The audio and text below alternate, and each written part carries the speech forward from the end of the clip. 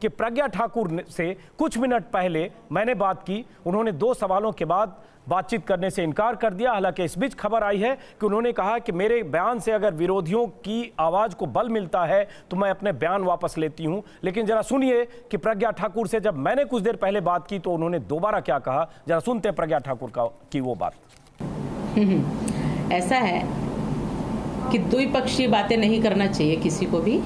मैं एक ही बात कहूंगी कि जिस व्यक्ति को मैंने प्रत्यक्ष झेला है, ठीक है, उसके बारे में अगर मैंने कहा है तो इसकी सत्यता पता करना चाहिए। दूसरी बात यह है कि मेरा एक कहना है, मैं प्रत्यक्ष उसकी प्रमाण हूँ, और मेरा कहना है कि जो देशभक्ति का दमन करेगा, जो भी हो देशभक्ति का दमन करेगा तो आतंकवाद से मरेगा।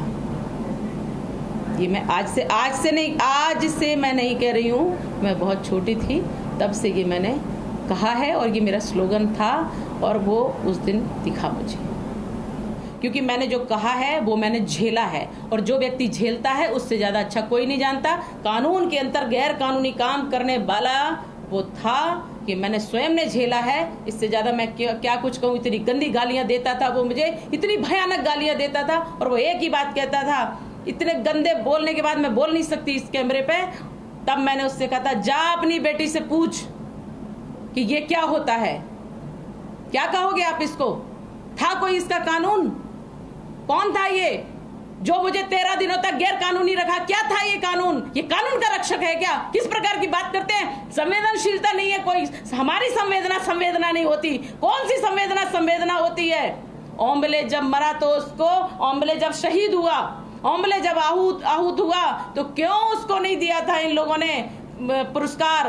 क्यों उसको पुरस्कार नहीं दिया था? ये मुझे जरा, मेरा भी प्रश्न है, खड़ा कर रही हूँ कि क्यों उसको नहीं दिया था। अगर वो ओम्बले नहीं होता तो कसाब भी पकड़ा नहीं जाता, और दिग्विजय सिंह सरीखे लोग हमें आतंकवादी सिद्ध कर देते हैं। इसलिए प्रश्न समाज से करिए, प्रश्न इन कांग्रेसियों से करिए, और ये समाज, ये राष्ट्र, ये जनता उनको उत्तर देगी। आप उस समय का इंतजार करिए। हरिओम।